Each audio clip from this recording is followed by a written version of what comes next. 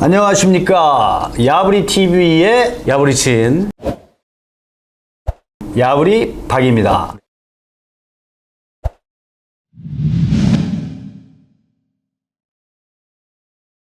그 3기 신도시 지금 추진 현황을 제가 한번 보니까 말이죠. 지금 1기 신도시가 30만 가구였거든요. 3기 신도시가 딱 30만입니다. 거의 정확하게. 뭐 여러 지역에 좀 더 흩어져 있긴 합니다만. 근데 이거 2018년도 문재인 정부 때 발표를 해가지고 추진을 했잖아요. 근데 지금 7년이 지났지 않습니까? 근데 착공이 한 10% 정도밖에 안 됐어요. 굉장히 좀 더디게 있죠. 이 더딘 이유는 좀 여러 가지 요인이 있는데, 아까 제가 말씀드렸다시피 2021년 10월을 고점으로 해서 그 다음에 가격이 내려가기 시작하거든요. 내려가니까 3기 신도시를 빨리 할 필요가 있느냐, 아니면 좀 점진적으로 천천히 하자, 이런 또 기류가 일부러 있었어요. 네, 맞습니다. 그리고 또 요즘은 신도시 한다고 하면은 뭐 금방 되는 게 아니고, 노태우 정부처럼 일기 신도시처럼 바로 되는 게 아니고, 주민과의 어떤 협의, 또 갈등, 토지, 이런 것들이 굉장히 좀 행정 프로세스가 만만치가 않거든요. 그래서 지금 보니까 착공이 10%밖에 안 돼 있는 상황입니다. 그리고 2030년이 되면 5년 후에 입주가 10%예요. 근데 지금 주택 수요가 지금 폭발적으로 늘어나고 있고, 지금 민간 사이드에서 특히 수도권, 서울 같은 경우 지금 입주 물량이 내년부터 급속하게 떨어지고 있잖아요. 그래서 3기 신도시의 속도를 좀 높여서 지금 민간 사이드에서 입주 물량이 떨어지는 걸 이걸 좀 보충을 하겠다, 이제 이런 생각을 가지고 굉장히 좀 챙기는 것 같은데, 지난번에도 제가 한번 말씀드린 적이 있습니다만은, 지금 입주 물량이 수도권과 서울에 굉장히 낮아지니까 사람들이 불안해하는 거거든, 미리. 그리고 이것이 어떤 우리 주택가격이라는 게 우리 국민의 정서하고 또 맞물려 있으니까 이게 이제 심리적으로 불안하고 그러면 이번 기한이 못 살 거다. 마음이 급해지는 거죠. 급해지죠. 또 2030, 뭐 또 연거리가 또 나타나는 거잖아요. 그래서 정부에서 확실한 위치와 물량과 시기, 언제 입주할 건지 이걸 명확하게 좀 국민들께 제시할 필요가 있다, 제가 말씀을 드렸는데, 아마 그 작업을 꼼꼼히 해 나가는 것 같아요. 그렇죠. 그리고 또 하나 재밌는 게, 특이할 만한 게, 그 상업용 용지를 많이 줄이겠다고 또 발표를 했더라고요, 이번에. 아, 그렇죠. 3기 신도시에서. 그거는 우리가 항상 얘기하죠. 우리가 그 전에 이제 주택 대비 상가 비율을 적용하던 때가 있었잖아요. 그래서 서울시는 지금 한 10%까지 완화를 해서 9대1까지. 맞습니다. 지금 완화를 해줬죠. 지금 신도시 보니까 상업용지 비율이 제가 한번 찾아봤어요. 1기가 4.5%, 2기가 1.9%, 3기가 0.8%. 물론 굉장히 줄고 있어요. 그리고 이제 시대적 흐름 자체가 요즘 뭐 거의 인터넷으로 뭐 물건들을 구매를 하고, 온라인 구매가 많죠. 뭐 먹는 것도 그렇잖아요. 옛날에는 맞아요. 어디 배달 다 해서. 배달 문화가 이제 하다 보니까 이런 어떤 트렌드에 맞춰서 지금 상업용지 비율은 굉장히 좀 줄어들고 있는 건 사실이고, 지금 서울의 상업 그 상가 공실률이 거의 10%더라고요. 저는 깜짝 놀랐어요, 이번에. 제가 좀 통계를 찾아보면서. 이런 트렌드에 맞춰서 상업용지 비율을 좀 줄이겠다. 근데 여기서 좀 특이할 만한 점이 이제 자족 기능을 그러면 어떻게 할 거냐. 이게 또 만만치가 않거든요.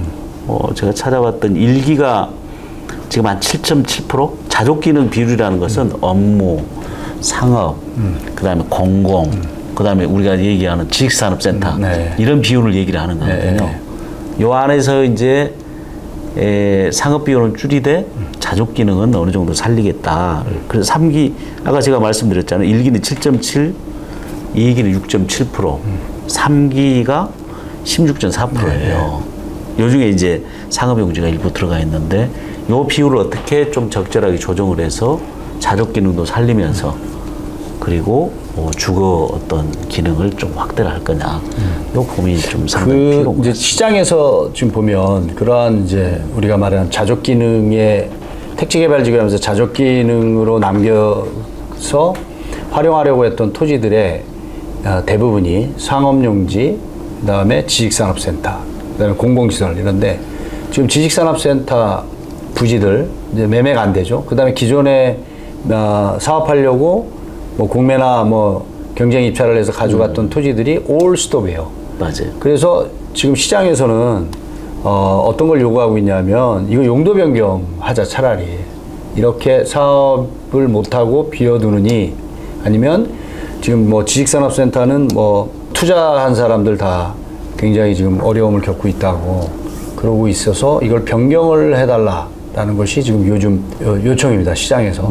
그렇다라고 보면 그런 부분들을 아까 뭐 공공기관 유휴부지도 좋고 뭐 상업용 비율도 뭐 낮추는 것도 좋은데 이제 이런 부분들을 주거 용도로 좀 바꿔주고 대신 뭐 택지개발지구는 인프라나 이런 건 갖춰져 있거든요. 뭐 그런 부분만 한번 따져보고 가능하다라고 하면 그런 것들을 용도 변경해서 주택 용지를 만약에 주택을 공급을 한다 그러면 큰 도움이 될 것 같아요. 네. 맞습니다. 우리 이제 3기 신도시는 우리가 1기하고 2기 때 해왔던 그 문제점들을 좀 네. 충분히 보완하고 또 어떤 시대적 트렌드에 맞게 좀 용지를 조정할 필요가 있다. 그래서 상업용지 비율을 좀 더 현실적으로 낮추고 주거 기능을 좀 확대를 하고 대신 자족 기능이 이루어지도록 하면 좋을 것 같고요.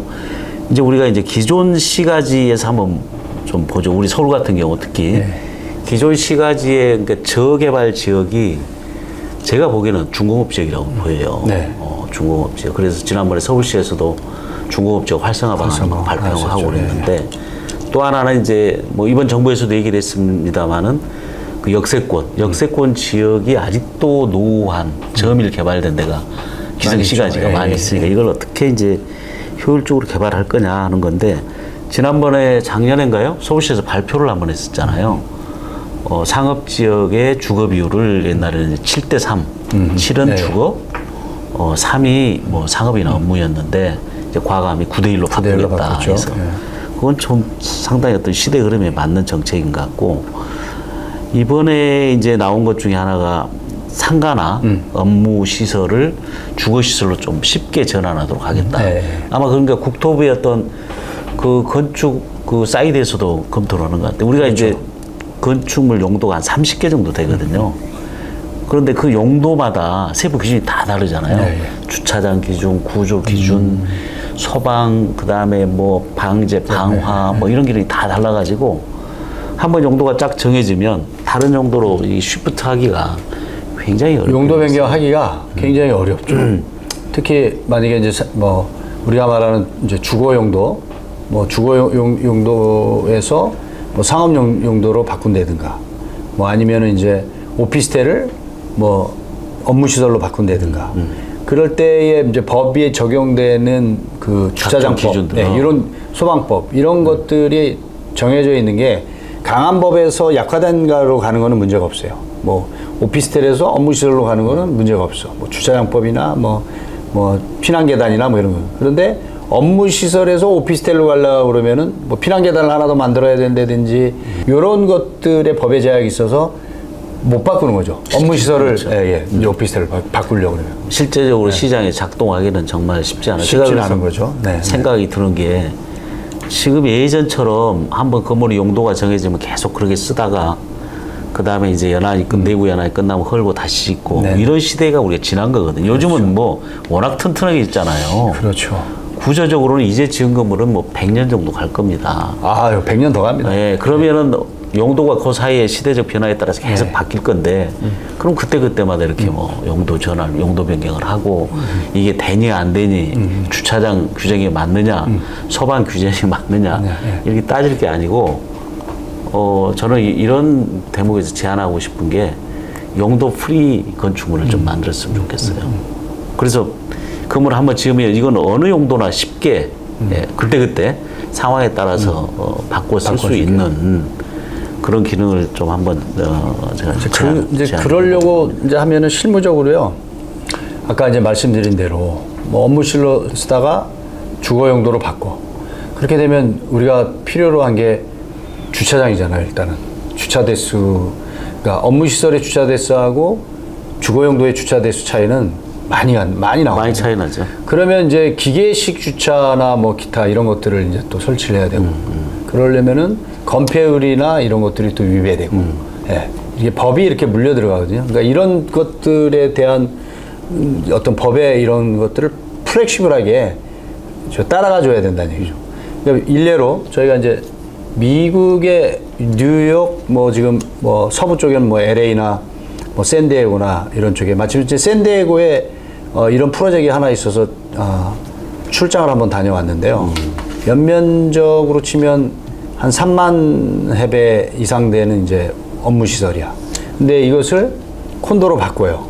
근데 지하 주차장을 내려가 보니까 주차장이 업무 시설로 쓰던 거라 두 개 지하 2층 정도가 있는데 거기도 법이 있어요. 그러다 보니까 주차 대수가 더 필요로 해.